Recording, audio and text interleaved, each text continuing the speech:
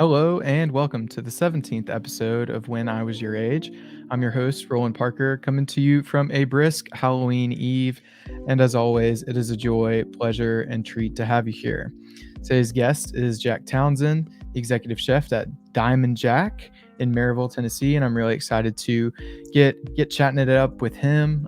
Everything related to food service, kitchen, anything like that, culinary services. I'm so excited to get his perspective on that. But before we get into it, I do have a little bit of housekeeping. Make sure that you follow the Instagram at WIWYA pod. Thank you guys so much for the support. We are at 746 followers, which is a far cry from the beginning of the journey. So I appreciate all the love and support there. If you have questions that you would like me to direct to a guest or that you want to ask me directly, feel free and send those via DMs. That's the best way to do that on the Instagram. You can also do that on email, wiwyapod@gmail.com. If you are listening for the first time, consider giving us a follow. On Spotify, Apple Podcasts, and Amazon Podcasts is where we are available to listen. And you can now catch episodes on YouTube if that's more your jam. You can subscribe to us on YouTube, post us up in the break room at work while you eat your lunch. Tilt us up against a water bottle. That'd be a fun time, I'm sure. All available links for those. You can find them in the Instagram bio in the link tree. And without further ado, we're going to bring in our guest, Jack. Jack, how's it going, man? What's up with you? Good. Just enjoying my version of the weekend and just hanging out tonight, not doing anything, which I do a lot of the nights that I don't work. Yeah, absolutely. So that's something that we were talking about before we started was that Monday, Tuesday is kind of your weekend and has been, you were saying like the past like 5 or 6 years now? Yep. Nice. Okay. So with that how does that play into maybe other people like your friends and stuff, like the overlap there, like trying to make plans? What does that look like? Do you just like have to hang out with people really early, really late, or what do you do there? Yeah. So when I first started in the industry, there was definitely, I think, an adjustment period with a lot of my friends and family where everybody, I feel like people make plans very last minute a lot of the time. And people learn pretty quickly that if they want to do something with me, it has to be scheduled like a couple weeks or even months in advance. So once everybody got the hang of that, I think that's kind of when my life started to normalize a little bit. Hmm. Um, in the lead up to it, though, it was definitely a really weird shift, and there was definitely kind of a like monastic period of like you don't see anybody, you don't talk to anybody, you just put your head down and kind of trudge through it for I'd say at least the first year before you kind of, and in the industry too, you have to work for, you have to work for a place for a little while before you can really start getting the time off you want as Hmm. well. Right. Yeah. I imagine that is one of the many factors that kind of leads into just the dynamics in a kitchen and like the staff together, the crew, being, you know, so close and tight knit in that way. Hopefully you're blessed with some really great people Oh yeah, in for that. sure. That's that's good. That's good. So Hmm. guys, if you're not, make sure that you go ahead and follow Jack on Instagram at where the town ends. I love that Instagram name. That's really Thank you. that's really cool. But make sure you give him a follow. You can also check out Diamond Jack to see a little bit of what Jack is cooking up.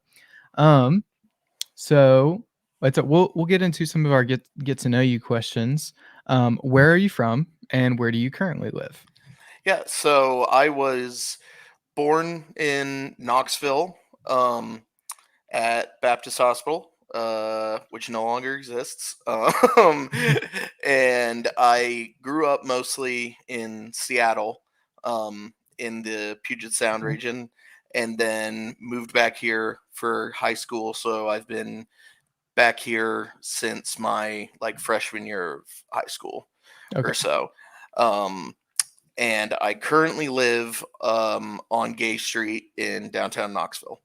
Nice. Very cool. So I did not know that about you, that you kinda grew up in Seattle. What was the connection there? You were born here, kinda returned Mhm. back, but, like, what was the move there for Seattle? I'm assuming, like, parents work Um, or whatever? yeah, so it was my dad's job at the time, but he was actually from Seattle. So we have family up there. But we also have family down here, and my parents went to UT for college. So that's why they were here in the first place. And that's why we ended up coming back as well. Nice. Mhm, That's cool, that's cool. So what is it that you do? We'll get into this mhm. more later in the pod, but, tell us for everybody who doesn't know. Yeah. So I am a executive chef at Diamondjack restaurant in downtown Maryville. And basically what executive chef means is it's my job to write the menus, R&D the menu items, come up with everything, price everything out, order everything, make sure everything's running smoothly, and then work service and make sure all the dishes look perfect as they're coming out. Nice. Excellent. And how old are you? I am 29 years old. Mhm, I saw you looking up to do the calculation. Yeah. I'm right there with you. I feel like 26 and 27 is the first age that I, like, really started to, like, "Oh, man, Yeah. I gotta make sure that I, like, get this right." Yeah, But it's tough. that's awesome. What piece of media are you currently enjoying? Be that a book, podcast, Mhm. music, TV show? What's kind of grabbing you right now? So, I don't watch a lot of TV, and I don't watch a lot of movies either. I'm a mostly a YouTube person. Okay, Um, but like on YouTube, mostly like um golf content, um, automotive stuff, um, fashion and vintage clothing kind of things, nice. and then travel. Yeah, travel and cooking Nice. content. So I don't like read nonfiction books either. For me, it has to be like uh, or I don't read fiction books. It has to be like nonfiction for me to be interested in it. Sure. So. Okay. No, that's good. So who's your, like, your favorite, like, golf, like, channels to go to? Probably Rick Shields. He's the biggest one. Mhm. He's out of the UK. Um, and then aside from him, Bob Does Sports is always Yeah, a favorite of uh, mine. that's good. I have a guy that I went to high school with, that I'm trying to get on the pod, so if you're listening, Sam, then, it's we'd love to get you on. We've been talking back and forth trying to make it happen. But he's, like, yeah, garnered, like, a little, following. It's really cool to watch, like, how he's been doing it, but, making content on Instagram. And it's been really cool to see. He's got a really Awesome. pure shot too. Oh, Sammy nice. Strokes on Instagram. I'm Yeah, gonna give him follow a him. follow. Yeah, for sure. Um, nice. I like that. It's funny to think about, like, YouTube as a medium for, like, just, like, content that we absorb. Like, you can get down so many different, like, rabbit holes and stuff. Like, Yeah. I I've been listening to the Dune audiobooks, Okay.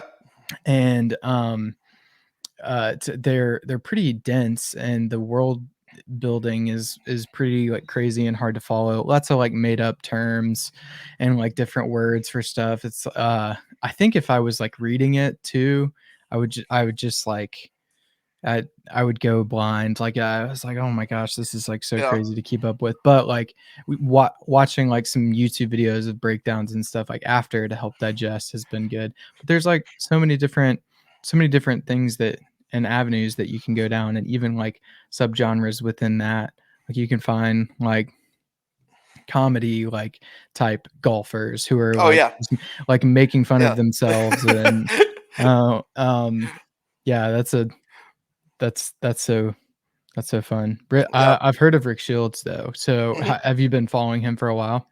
Yeah, probably about 5 years or so. I think I grew up golfing, but during the pandemic, I got really into it, and now it's my main hobby outside of the kitchen. So Nice. I spend as much time out there as I can. Where is your like favorite track to play right now?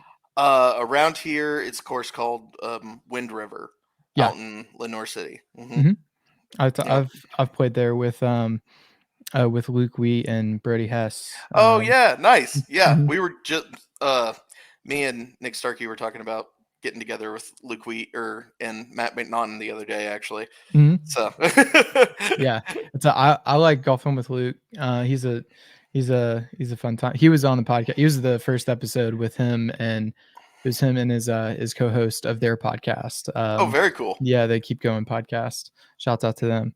But yeah, it's a great golf partner. Um, Yeah, and I heard he's a stick too. yeah, no, yeah, no doubt, no doubt, got it on him for sure. Um, what is something that you would consider a luxurious necessity? Um, I like asking this question just to see like where people's minds go. But it blurs the line between like a need and a want, integrated into the routine, could be like part of work. Um, I have an idea of something that I think you might say, Okay. but I'm interested to see where it is that you take it. Okay. Um, yeah, I mean, there's a lot of different routes I could go. I have, a list of tools that I use every day at work that I would consider a necessity, but I'm going to go the kind of the general life route and say a really high quality pair of boots. Okay, gotcha. And what high quality pair of boots is that to you? Um, Probably Goodyear welt so that they can be resold several times throughout their lifespan, and genuine leather. So Nice. you can put whatever sole you want on them, and you can have the same pair essentially endlessly. So an investment purchase, I would say, to buy a really good pair, but if you buy it right, it'll last you your whole life. So that's that would have to be my answer. Nice. I like that a lot. It's from like a fashion standpoint and a functionality standpoint. No, I think that's a great answer. I've not had a bad answer yet to this question, so I like that question. Yeah. it's been good. I thought with work, I was hmm thinking that you were probably gonna say just a really good chef's knife. hmm Um, I just that I feel like that would make the most sense. It's like the most basic and important tool, I would think. I haven't worked in the space, so I don't really know for sure, but that's my understanding. the I think when I first got into it, that would have been my answer. Um, but the longer I work in it and the more hours I work, my boots that I wear every day at work are now my most essential Okay. thing. I would have to say, because I can get any knife sharp enough to use. Mhm. But when you're working 12, 14-hour days, your body is going to hit its limits. So you have to find whatever, whatever you can to keep your body going through those long shifts, because the better your body feels, the better your state of mind is throughout the shift. Yeah, 100%. That I hadn't really thought about that because, like, obviously that's the direct manipulation is like what's in front of you with your knife and everything, but like the base, like the support, like ground up, like so there's only so much that the mats can do on the floor. Yeah. You gotta have can't make it through the shift with Vans probably. No. Uh, I see a lot of guys try, but no. yeah, they make the switch pretty quickly. Yep. That's good. Boots, good high quality boots. That I hmm like that answer a lot. Um, do you have any bits that you're doing currently? Um, Bits that I am doing current. In the kitchen, the list is endless of stupid bits that we're doing on a daily basis. Um, um, I think right now the "we're so back" bit Oh, is probably oh, probably at the so top bad. of the list. It's just the That's great. we break that one out at least probably 50 times a day. Mhm. It's like every time the rail clears, just the oh, we're so back. Oh, we're so bad. We're so back. I love the any kind of, like, response joke like that that is, it has a wide range of applicability, like a, "That's what she said." "Oh, we're so back," or Yeah, so that was my nickname in high school. Like, yeah. I love those kinds of jokes because it's almost like a race to see who can, like, get it Get it squeezed out, yeah, in. get it out the Yeah, fastest, yeah. And then yeah. on like the more kitchen specific side of things, there's this bit that's always been in every kitchen I've worked in. I don't know if it's in every kitchen, but it's essentially like repeating what someone said and then just like condensing it down and adding heard to it. So like an example would be like at the end of this shift, I'm going to pass out aggressively, and then like the response would be like "schlump heard," like That's so good. Schlump heard. yeah. Oh my gosh, that's too good. I played Ultimate Frisbee this weekend, and, a lot of the officiating, especially in, like, open play and, like, pickup and stuff is, like it's, like, self-officiated, and Mhm. so if you can't set, like, picks, that's, to, like, get separation from a defender or anything, so, like, if somebody, like, sets a pick, then, you call "pick," like, and then, like, somebody else will shout out, like, "Pick called," so that everybody else can know, like, "Alright, we gotta stop and go back to the spot that we were." But what I heard a lot of the guys doing today was, like or not today, but the other day, um, some guy would be like he would, like, drop a pass or something, he's like, "Ah, shoot," and then, somebody else would call out like, "Oh, shoot, called," and, like, Yeah, so it's essentially like the same bit, yes, basically. yes, Yeah. that's it, I immediately thought of that, that's Yeah. so good, but yeah, but the shortening of, "Oh, I can't wait to go pass out after this," Schlumberg, Yeah. yeah, oh, and the cadence of it, that's so Yeah. good. Um, Given the opportunity to replace the national anthem with any song on your playlist, what do you think that would be? And tell me a little bit about that. Oh, that's that's tough. I'm a music nerd, so I have 5 or 6 playlists that are all over about 6 hours long. Oh, wow. Okay. Um, so I have a gigantic library of music. Let's see. I think right now, because I'd say it changes almost monthly. Um, but God, I'd say right now probably I don't know, something off of Zach Bryan's new record. Mhm. Kind of pick 'em, honestly. Yeah, could be Um, any number of those. yeah. Yeah, I can't go wrong with it. It's a really Uh-uh. great it's a really great set of tracks, I think, Yeah. so Gotta nice. be album of the year for me. So Yeah, yeah. 100%. I'm with you. I don't think much else comes close. No. But nice, I love it. Yeah, dude, he's so good. I was first kind of introduced to him through Trevor Gaines Perry would share him all the time on like his Snapchat story. And then like when I saw that he was doing that, I would listen to like a lot of like Tyler Childers like radio on like Spotify, and I would like get fed a lot of Zach Bryan that way, and that was how I got introduced to him, dude. Yeah. So good, man. Yeah. And then last get to know you question is how do we know each other? So we know each other from going to Maryville College, like I'm sure a lot of the guests on this podcast. Mhm. Um, but I think you and I got to know each other better specifically through playing sand volleyball, Yes. and then living down the hall from each other my senior year, your junior year, I think I think. so. Yeah. It's Uh-huh. a yeah. Lloyd. It's Yeah. a yeah, in if it was in Lloyd, then it might have been my sophomore year. Or sophomore year. Okay. Yeah, so we Yeah. roomed with Chris, but then it was me, Sam, and Yes. it was me, Sam, Parker, and Chris, Hmm. and me, Sam, and Parker were sophomores, and Chris was a junior. That's right. Yeah. Yeah, Hmm. there you go. Yeah, dude, that was a great time. Oh yeah. there's a lot of tales from that time period. Oh my gosh.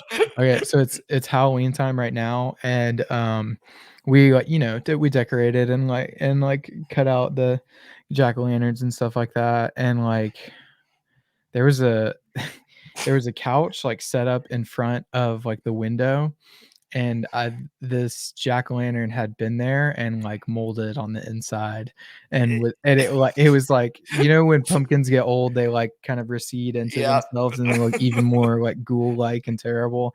It was like that but with mold, so like way worse and gross and yucky. And like Parker just chucked it like straight out of the window like into the courtyard because he was like, I'm not touching it, like I'm poking it out of here. It Yep. was Yep. too funny. Oh my gosh. Yeah. Uh, Um, yeah, a lot of yeah, lots of yuckiness in in Lloyd. a lot of sticky floors It's in a that building. no, no doubt. Oh man. Love that. Go Scots. Did you see Go Scots. like the fan account or I'm not even familiar with the account itself, but it was like a list of like all the states and like all of like the best like game day environments, and it was like it listed Maryville College as like the one for Tennessee. Yeah. So I guess that was like that week. Mhm. Right. So uh Yeah, it wasn't overall. It was yeah, like for the so week. Tennessee's out of town, so like exactly. Yeah. we get to And that step in and was resume, but it's not like ETSU homecoming picked it for up. us. Yeah, yeah, Yeah. Hmm. So that was a great homecoming, by the way. nice. That was super solid homecoming. Oh, dude, I was sad to miss it. We were at the Alabama Tennessee game, which was cool, but Not as it cool was as last year, but yeah. I don't really remember, so Okay. no, it's but yeah, that was one thing that always kind of stunk is like we would my my dad would like offer for like us to go to the Alabama game, and it like very frequently, if not always, falls on like homecoming weekend. Mhm. So I had a couple like ones like in college that I like didn't go to because I was like that at the Alabama Tennessee game. It was kind of Yeah. bumming. Yeah. I mean, if you can see the third Saturday in October, you or first Right. Saturday, which one is it? Third The or first? third Saturday in Third October. Saturday. Yeah. If you can see that, like, Yeah. you should go see. The might as well. But there were Mhm. so you got a limited number of homecomings as a student. I should have True. True. taken some advantage of that too. Well, let's get into your story a little bit. Yeah. Um, you're an executive chef, but I want to kind of go back and see if we can draw a line from the first moment that you felt like cooking was important to you to the place where you are now. Hmm. And like say like we don't have to be super detailed along the way, but I do think some touch points would be important. So Hmm. was there a time where you can identify like, oh, that was maybe the first time that I had a cool experience cooking or preparing food, or first memory that I associate with like being a chef, like that was what set me on the way. Is there anything like that? I'm not sure if there's one specific moment. Before uh, my dad met my mom, he was a chef.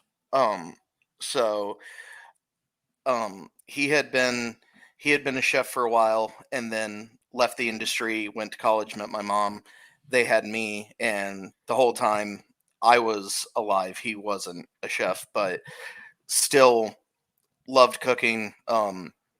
Cooked with both my parents almost every night of the week. Growing up, my parents were huge on, it doesn't matter what we're having for dinner, but it has to be at the dinner table, and we have to be sitting around the dinner Mhm. table every night. And I think probably for a couple of reasons. One is I'm an only child, so I'm still and always have been really close with my parents.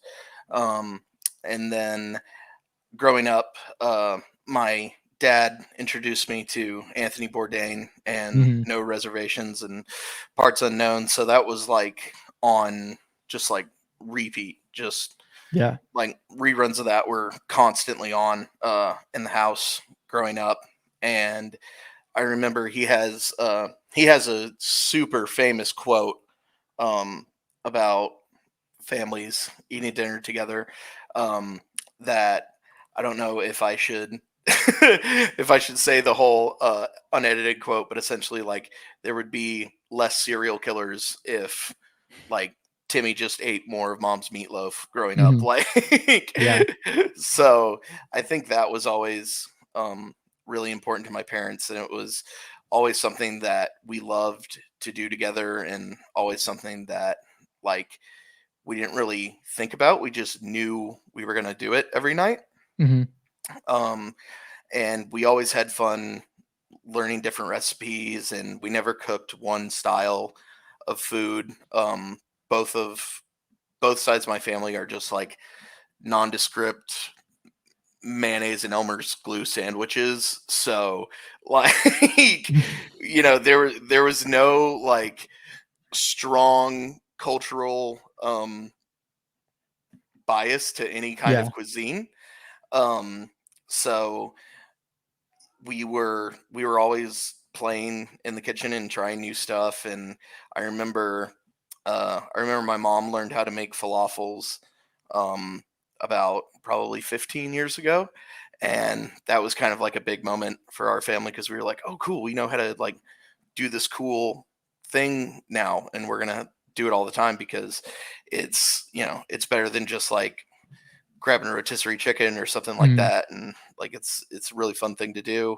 um so I would say not one specific moment. I would say just kind of my whole upbringing was always centered around cooking. It was just always there, always a part of what we were doing. um Going and finding new restaurants that we hadn't tried before was always something we were doing. um and I I might get into this a little bit more, but growing up in the Puget Sound, my dad is a fisherman, loves fishing, so we spent a lot of time catching fresh salmon, pulling crab pots, um, bringing stuff right off the beach and into the kitchen. So when you're actually like catching your food and then going and cooking it, there's a much different relationship with your food. So Yeah. that was kind of what I grew up with, was that little bit of a different relationship with cooking than I think a lot of people, especially in the middle of the country, grew up Mhm. with. Yeah, for sure. Um, no, absolutely. I see. Um, one thing that kind of struck me is you mentioned that there wasn't like any like specific cuisine or culture that you guys like kind of adhered to or went off of as like your main staple. Like it's not like, oh, we're Italian and my nonna makes, it's a that all of these dishes and like that. That was what I think of when I think of food.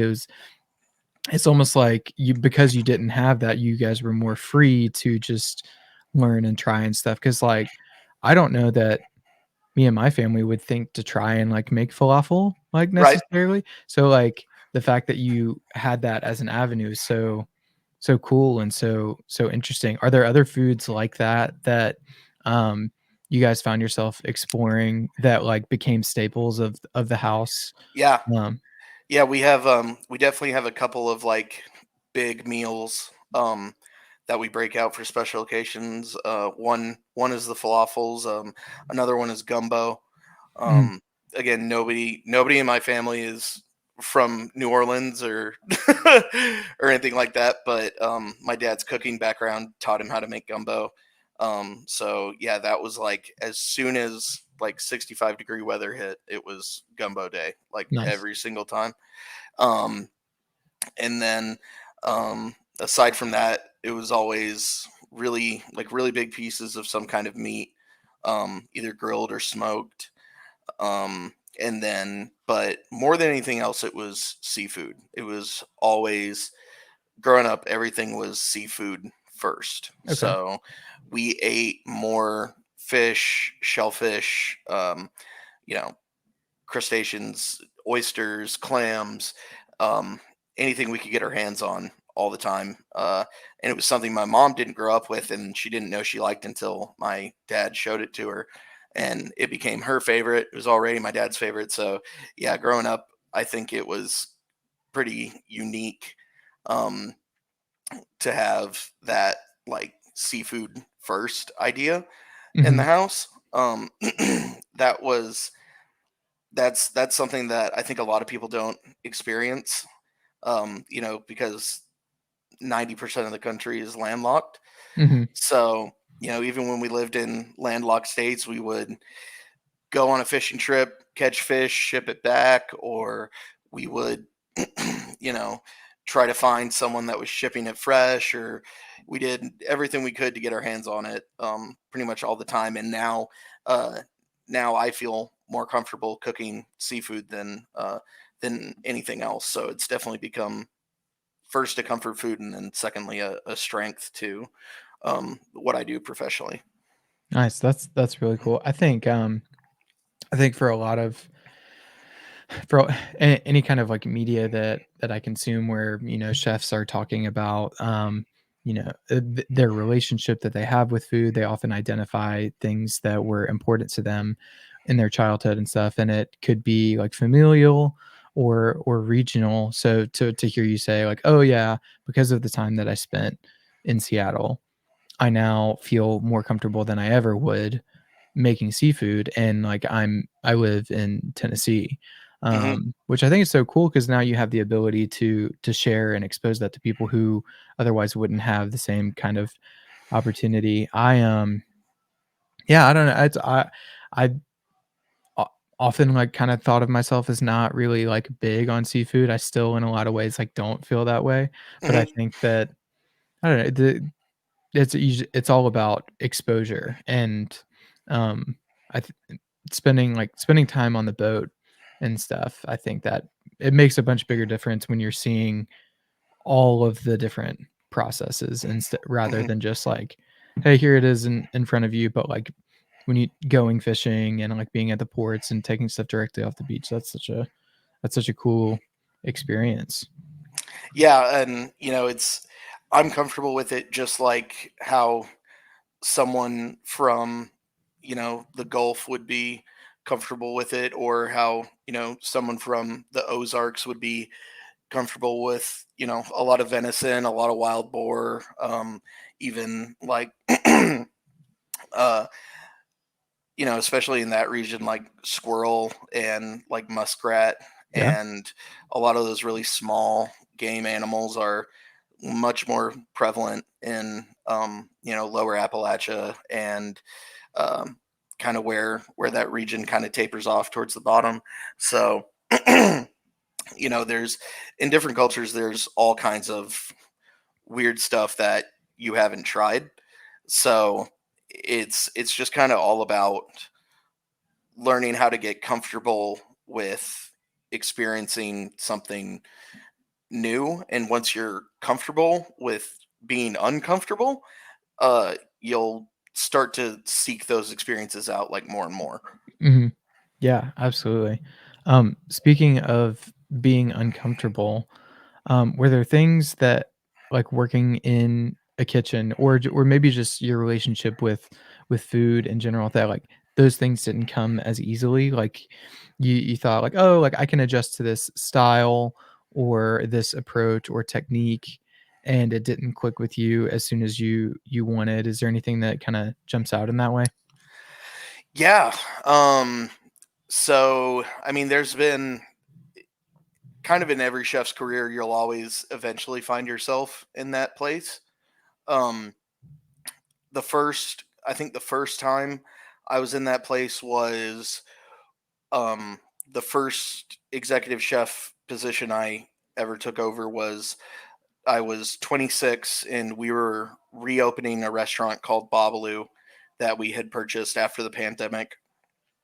Um, and that restaurant was all Latin, Spanish, Portuguese food, and I had little to no experience with that cuisine and those cultures, and so what I did was just dove headfirst into it, learned everything I possibly could, and tried to recreate it from the most prime source material that I could find, basically. Mhm. So I I did a lot of watching videos in different languages and just trying to follow what people were doing with the images on the screen because I couldn't understand what they were saying, and I tried to pick up a little bit more Spanish to you know make the learning process a little easier.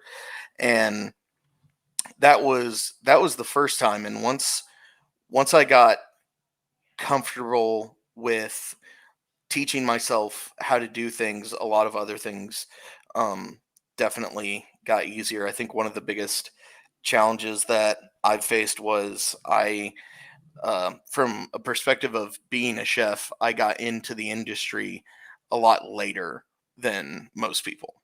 Mhm. So a lot of people who are chefs get their first, if they're trying to work their way up, they get their first EC position at 28 to 30 years old after working in the industry for 10 years or Mhm. so.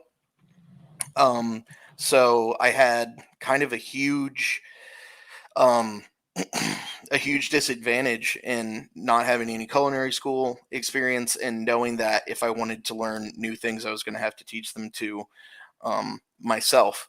And weirdly enough, this is actually where having the degree that I have helped me in an industry that was completely not related to it at all.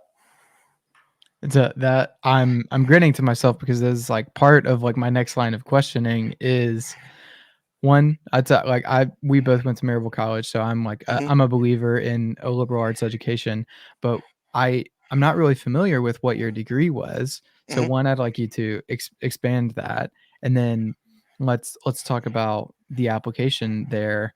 What how did that give you an advantage and a leg up when maybe you were lacking in like the culinary school element? Because that seems made in a intimidating in a major way to me, but I'd love to unpack that a little. Yeah. So my degree is I have a bachelor degree in history with a minor in art. So my thesis was on how social events in the 1980s affected the art movement or the modern art movement of that time period. So I think from that, I knew I wanted to be able to be creative in some kind of field related to my career, but I didn't really know how to get there, and I didn't really know what career field that was going to be.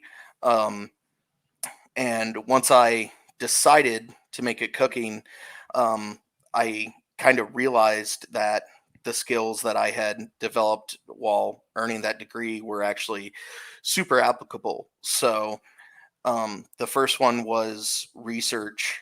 When you're doing a history degree, you have to spend hours upon hours of digging through, you know, archives, books, source material.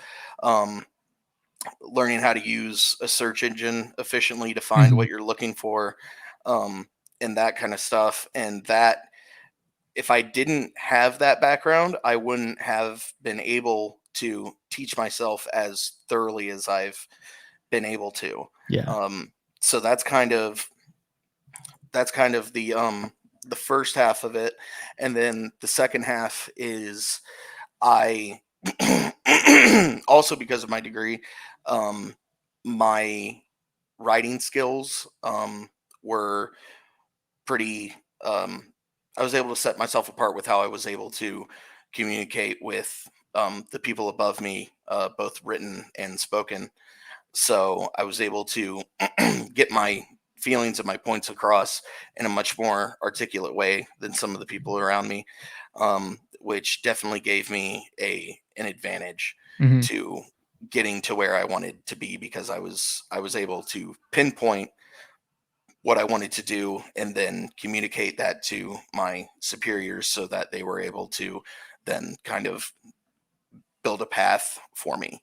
Yeah, absolutely, and I imagine from, like, um, just the standpoint of wanting to communicate clearly, "Hey, here is a concept I have, like, and here's maybe some of the historical, influence of, like, this culture, this area. These are some of the pieces that I wanna incorporate, and here's the greater vision. Here are the pieces I wanna do that with."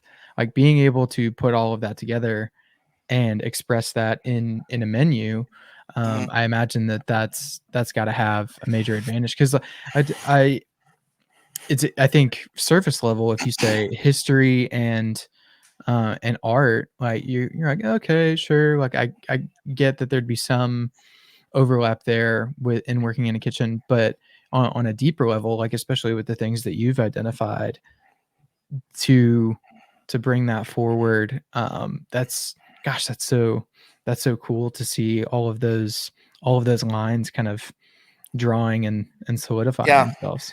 yeah, and I think one of my favorite instances was when we were opening Babalu and I was building that menu. I, they we started with Spanish and Portuguese cuisine, and one thing I knew right off the bat from my degree was, um, weirdly enough, I already kind of had a starting point of what Spanish cuisine was influenced by historically. I knew um, that they had been controlled by um, they had been controlled by a Muslim empire for such a long time before the Spanish retook the country and then moved on to exploring the Americas, that I knew that there was a lot of Middle Eastern influence in Spanish Mhm. cuisine. So I knew that I had a little more wiggle room in what I could do, um, than just like the straight up and down like paella or boquerones, or a lot of that really straight up and down Spanish stuff. So it gave me immediately a broader scope of what I knew I could do with it, essentially. Yeah, that's cool. So you mentioned the ability to research and like the practice thereof, like having that in place helped set you up to teach yourself in the future and learn about that. What are those resources that you kind of look to? Because you mentioned some like foreign language videos to be able to identify some techniques and stuff. But what are Mhm. those resources that you look to when you're looking to construct a menu or just get inspiration for new stuff, new ideas? Yeah. Right off the bat, I think it's almost kind of memed at this point, but the Netflix series Chef's Table Oh, really was kind of the starting point for me of a moment where I thought, okay, I might be able to figure out how to do this. mhm, Essentially, the way I heard stories of the best chefs in the world talk about how they landed where they landed, and I heard more stories about like I didn't know what the hell I was going to do, and I landed here, and turns out this is my thing. I heard that story way more than I thought I would. And once I started kind of hearing that more and more, it gave me a lot of confidence to go after it. So I think from the perspective of getting to see the highest level and getting to see the stories behind the highest level and humanizing them a lot was that was huge for me. So that was my first that was kind of my first um um, source that I looked to, and then once I actually started cooking and started being in the kitchen, I paid for masterclass. Mhm. Masterclass had at the time, I'm sure they still do, but they had a class from Aaron Franklin on Franklin's Barbecue. Oh my gosh. Yeah, they have a full, and when I say class, these really are like hour-long lessons. So it's essentially like, to a certain extent, it's a lot like culinary school online almost. Okay. Um, but the two most useful ones for me were Thomas Keller, who is the most decorated American chef, and then Gordon Ramsay, who is, I think, the second most decorated British chef behind Marco Pierre White. And watching people who have earned three Michelin stars on multiple occasions teaching you how to make just a mayonnaise was like an insanely eye-opening Mhm. experience. And then so once I learned the basics, then I knew that I could start getting a hold of some more kind of some more advanced cookbooks and take those basics that I learned and then apply them to more in-depth cookbooks. And so I have a little library of cookbooks built up that have really been influential for me. And then aside from that, just YouTube, man, just Yeah. straight up Oh my YouTube. gosh. Like, just 100%. yeah. I mean, I there are an endless amount of skills that I have now that I learned from just you just seeing if there was a YouTube video on it, and Mhm. 9 times out of 10 there is. Even the more obscure stuff, like one of my favorite things that I learned from YouTube was how to make a Spanish dish called conchinillo, which is whole roast suckling pig. And I went digging for it, and sure enough, there was a YouTube video with, it only had like 300 views on it, You and can it find it. was in, yeah, you can find it, and it was in Castilian Spanish. So even the little Spanish I knew didn't It didn't translate all the way, yeah. shot, yeah, it didn't translate at all. Um, but it was enough to be able to put the pieces together and figure it out on my own. That's yeah, that's really great. You mentioned watching, like, Aaron Franklin stuff, so every time that I go, like, to plan out, like a barbecue, I have an offset smoker, and I love to make ribs. I love doing a chuck roast because Hmm. it is, far cheaper than a brisket, Yep. and I'm not saying it turns out as good, but for, like, buying, like, that cut of meat and smoking it and, like, it for the amount of effort, like, it tastes really great. So and, like, Hmm. I Yeah. love to do it. Um, but every time I'm, like, setting up to, like, smoke meat for the next day, I'm always, like, finding myself going to, like, my 3, like, YouTube accounts that I know, "All right, here are the things that I need to remember. So here like, I need to sweat it out this much," and, so, like, do all of the materials I can set out for the day and just, like, Hmm. a good, like, r good goal to emulate, like, watching those professionals who are just um root rooted in their experiences, and they've got so many good ideas and good ways to explain Hmm. that. It's so cool. Yeah. Yeah. And along the same lines, there's three really amazing resources for home cooks, and even for chefs that I think people don't mention often enough, that are just giant online databases for tested recipes, essentially. And that's Good Eats. So Good Eats is everything Alton Brown has ever done and ever tested is Oh, wow. on Good Eats website in a database. Every Yeah. single recipe, every single step in the R&D process of how he figured it out, and how he arrived at like the standardized way to do it that he ends with. That's all in a database. America's Test Kitchen is another one. That is a institute that all they do is test and standardize recipes. Um, and they also have a massive database of, you know, recipes that have been tested thousands of times to make sure they're accurate. And then the third one is Bon Appetit, same thing. Mhm. Um, and those three resources combined, you can learn how to do anything you want. Yeah, the first time that I saw what a reverse sear was from Alton Brown, and I'm pretty sure it was on Good Eats, Yep. which it was like I was like, "That's, I don't know about this. This seems like not such a good idea," and then I, like, saw the result, and I was like, "Okay, so maybe he knows what he's doing a little bit." Yep. Like, it's just it's so cool, like, the endless opportunities of, like, where you can draw inspiration from and get new ideas and see like, "Oh, like, I wonder if I could combine these things and make Mhm. that work." I love that.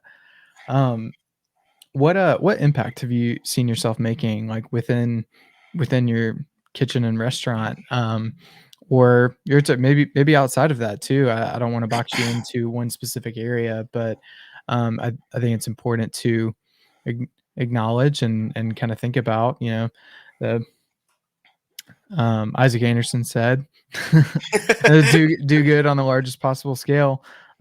So what have you seen yourself, what kinda changes have you seen yourself making, and impacting others in that way? So once I got started in kitchens, I quote him a lot, but it's because he's very quotable. But um, Bourdain famously said the kitchen is the last refuge for the American misfit, and I think that really that quote still resonates with me a lot, and I think it's for a number of reasons, and one of them being, growing up, my dad's kind of story is about him being a misfit who managed to figure it out and have success in his life. And you know he loved Bourdain, but he also loved Nirvana and Jimi Hendrix and Miles Davis and all of these musicians and artists who were pretty much by all accounts like screw ups, you know, Mhm, in their personal lives. So I kind of grew up idolizing misfits to a certain degree. mhm, So it was always kind of a thing in our house of like, you know, you never you never doubt anybody based on their background or where they come from. And when I but that being said, I still had a fairly sheltered childhood, and when I got into kitchens, I kind of realized, oh, that wasn't like that's true. mhm, Like, the working in kitchens, you're not working with regular, well-adjusted, you know, human beings that have had good, you know, good, nice to live lives. mhm, yeah, You're dealing with, in a lot of cases, you're dealing with drug addicts and alcoholics, and people who have been pushed aside by society. Every letter of LGBTQIA plus, every possible fringe human being there could be works in kitchens. And I think there was obviously a massive adjustment period of learning how to work with and understand where those people were coming from. Mm-hmm.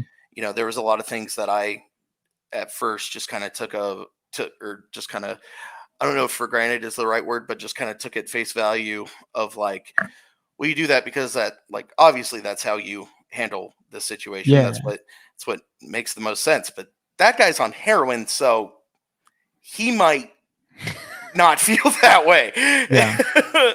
um, and essentially what it trained me to do is to, and this was over time. This took a lot of learning and a lot of patience, but to approach difficult situations in the kitchen and in the workplace with a much more broad spectrum of possibilities and ideas of ways people could be feeling, ways people want to or can handle a situation, what people are going through outside of work, that kind of thing. If you work in an office or, for a realty company, everybody shows up on time for work for the most part because they have a car.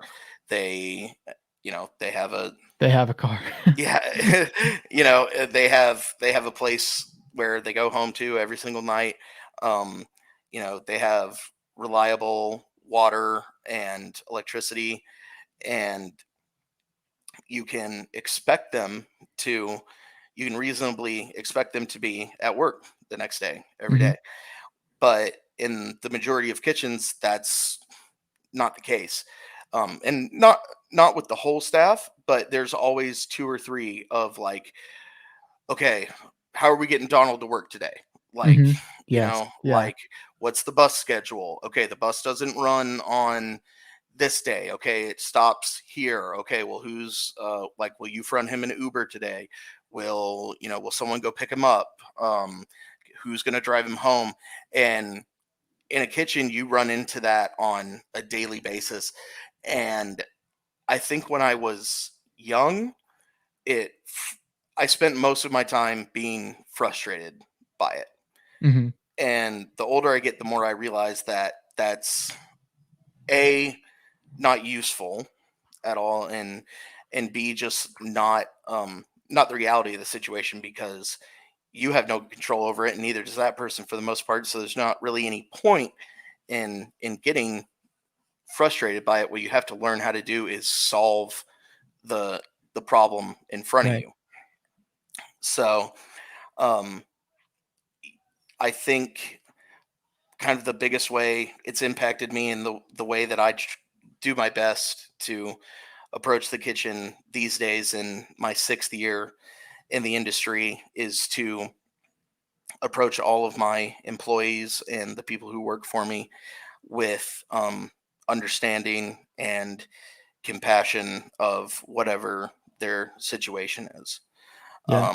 I think chefs over the years have, well, not I think, it's a trope that, over the years, chefs are screaming and throwing knives and, fighting and Hmm. doing all this other crazy stuff. And at some point, I realized I wanted to, excuse me, I realized I wanted to change that. Yeah. And I think overall, pretty much every aspect of work for me got better when I realized that wasn't how I wanted to be. I didn't want to perpetuate that Hmm. anymore. And once once you see that you don't want to perpetuate that, it opens up way more avenues for what you can do in the future. Yeah. It's a yeah, 100%. I love the purposeful attention to that you paid to that, because I I want to make it clear that, but I kind of laughed as I said, like, oh, they have a car, and I want to make it clear that, like, not making light of like people not having the most direct um lines of transportation to their places of work, but uh, I have seen that in other like frontline work too, and it's um, just it kind of like sharing that. Right. It's yeah. It's that It's you can't help but to laugh at like, oh yeah, let's. It's that we gotta try and help. There's somebody out there that like you're trying to to help them out with getting them to work and stuff like that. I've in some of the frontline jobs that I've held, it's not like a direct comparison to the kitchen, mhm. and stuff like that, but I I don't know if you've watched The Bear, and I'm Yeah. sure you've Mhm. had a million people evangelize to you about it, like, "Oh, you gotta Yeah. watch it," Oh, but yeah. and get your perspective on it, but, like, Mhm. yeah, it's like at sometimes it's kind of a hard watch because of the personalities in there, and you're seeing people, like, in really tough situations, and they're bringing it all in, and stuff like that, and, like, I was watching it, and I was trying to get Tabby to watch it, and she's like, I don't really want this." I'm honestly, like, stressed out, and, like, if I'm gonna be, like, relaxing and, like, watching something, I wanna, like, wind down a bit, and, like, I was like, "Yeah, I get that." But I was, like, I was so enraptured and, like, enthralled, like, I couldn't help but to watch. Mhm. But, but yeah, like you've identified, like, so much of that misfit atmosphere kinda lends to the workforce in all spaces, but, I mean, especially kitchens. Mhm. Um, so yeah, it's, but identifying that you wanted to be a grounding, kind of force for people who are in that space, so that's such a cool thing. I really admire you for that, and I think that that's gonna go a long way for the people that, get the privilege of working with you. Thank Um, you. so we've kinda come to the end of, my questions here. I did wanna ask though, um so I saw this recently is on the toque, there's, like, so many folds for how many different ways you can prepare an egg. What is your favorite way to prepare an egg, and what is your least favorite way to prepare an egg? I have that's a great question because I have an answer locked and loaded because Go. I think about it constantly. Nice. um, my favorite way to cook an egg is the traditional French omelet, and this kind of goes back to being a history nerd, and being a history nerd plays a lot into how I cook and what I want to cook. And a lot of what we're doing at Diamondjack right now is trying to resurrect really old American supper club dishes, from 30s, 40s, 50s, 60s, stuff people haven't seen in forever, but things their grandparents talked about. And it's all super labor intensive, and it takes a ton of steps and a ton of technique. And I geek out on it all day. Mhm, So my favorite way is the classic French omelet. And it's my favorite way, one, because it has three ingredients: salt, butter, egg. And then from there, it's technique. So it the proper way to do it is there's no brown on the eggs whatsoever. You have to control your heat well enough to make the egg not stick to the pan but not brown. mhm, You have to fold it correctly, and you have to move it in the pan correctly to be able to fold it over and create a custard inside of the omelet. And I spent probably about probably about a whole year making French omelets to try and perfect it. mhm, And the reason for that was right up until about probably 20 years ago or so, it was the litmus test for a working interview for a chef. mhm, Was before a cook was hired, they would bring them into the kitchen and say French omelet. And if you could make a perfect French omelet, you got the job. So there's history behind it. There's technique behind it. It tastes amazing. So it kind of folds into all of my favorite aspects of cooking. And then on the flip side, my least favorite way to eat eggs is um any any kind of like that fluffy omelet. Okay. You know what I'm talking about? Where like the omelet's like that thick Mhm. and it's like foamy almost. Yeah. That's like immediate gag reflex It's for a me. you're That's out. like I'm out. Out. Can't do it. It is Can't it do is it. so funny to me, like, the just the breadth and depth of, like, how much you can do with eggs, and, like, some of them, I'm like, "No, Yeah. absolutely, Just nope. get put that thing back where it came from, or so help me." Like, it Yeah. just like, Yeah. I don't want any part of that, and then some I'm like, "Oh, that is so yummy." Yeah. It's and I think if you ask I think most chefs would say eggs are their favorite food. They're what all of us tend to gravitate towards when we want to make something for ourselves. Mhm. Because we all have a very specific way that we like them. And they're, this is kind of like, I don't think a lot of people know this, but we consider them the hardest thing to cook Yeah. correctly. So Just that's, from, like, a heat control perspective and yeah, they're extremely temperamental for heat control. They're annoying to work with in a lot of ways, you know. So yeah, for us, it's like eggs are that's mhm. top of the pyramid. Yeah, there's something kinda magical that you said about the litmus test too for the French omelet, like, I don't know that there's, like, a legendary component of, like, Hmm. this is what the test is, this like, you've gotta be able to do this, and that's, like, can secure you that.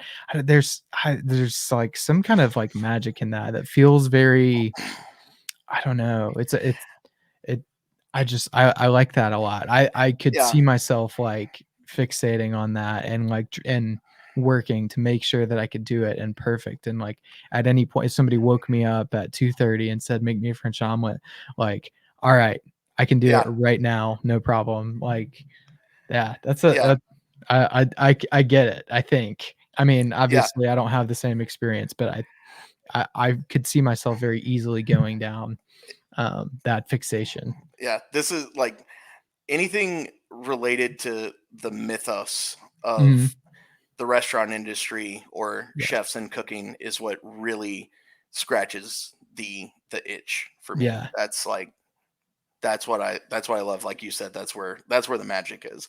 Yeah, 100%. Like Texas barbecue, Hmm. it's like Dalmatian rub, like, don't do anything to it. It's salt and pepper, like, the salt, pepper, smoke, don't Hmm. touch it, there's something, like, really cool about that. I like that you said mythos there, that I think that encapsulates the idea really well. Alright, well, we're gonna move into, like, the very last portion of the episode, and that is I offer everybody the opportunity to ask a question to the next guest. So Okay. what I'll do is I've got the question from Caitlin, who was the guest before you, and Okay. then I'll extend you the opportunity to put forth a question to whoever's going to be on the show next. Awesome. I love it. So this question comes from Caitlin, who was on the show last. And what is the best piece of advice you think that you would give to yourself in high school? So travel back in time. I guess you could really go from any point in high school. So that could be a part of like where you insert yourself there.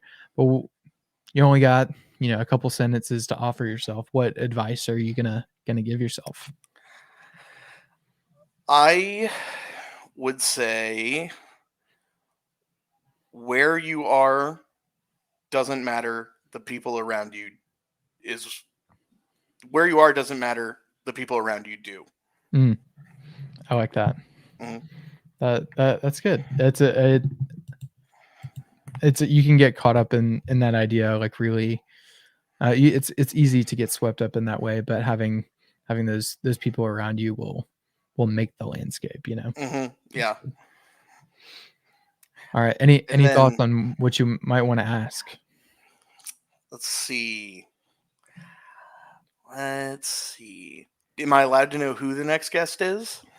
Um, I I I have like some scheduling Okay. stuff Okay. next. I don't know particularly Okay. who it's going to be per Okay. se, We'll but do a broad one then. yeah.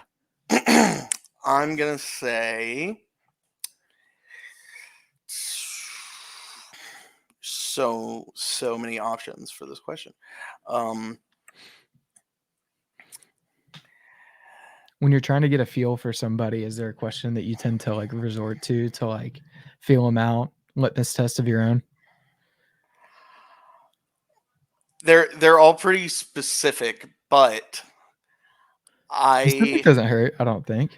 I would say, how do you like your steak cooked? How do you like your steak cooked? I like that.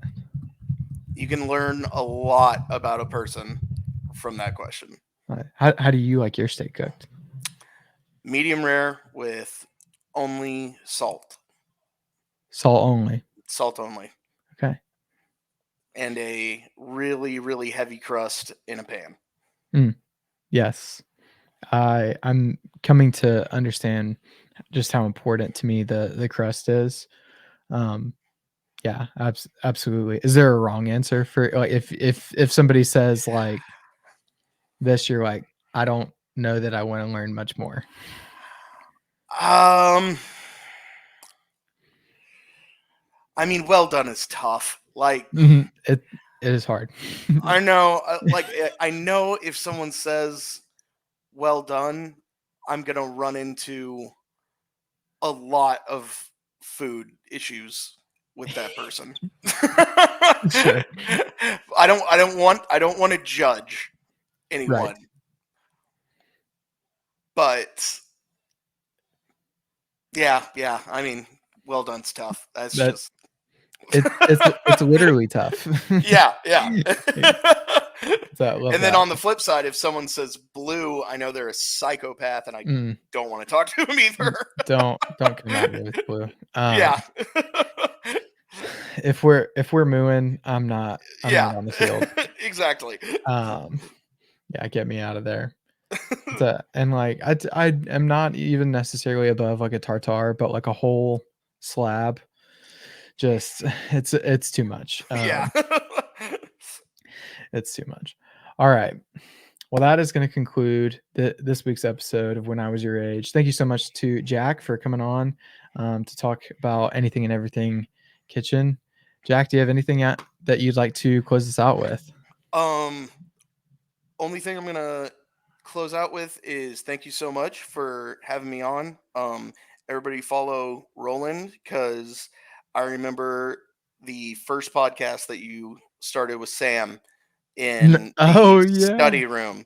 So I know that this is something that you've been wanting to do and have been working on and thinking about for a long time. And it's really awesome to see you go after it like this and really put the work in like you're doing. So it's very definitely something of kind of my own heart. So I appreciate what you're doing, and everybody should appreciate this podcast. It's awesome. Listen to it, be a guest. It's great. That's that's awesome. Maybe we'll link some behind the curtain episode. I think we only made it to 3 episodes if I remember right, but but it was a fun time. Absolutely. All right, well, that is gonna officially bring episode 17 to a close. We appreciate it if you've made it this far. Maybe sprinkle that in somewhere on the Instagram, like, "Hey, I made it this far."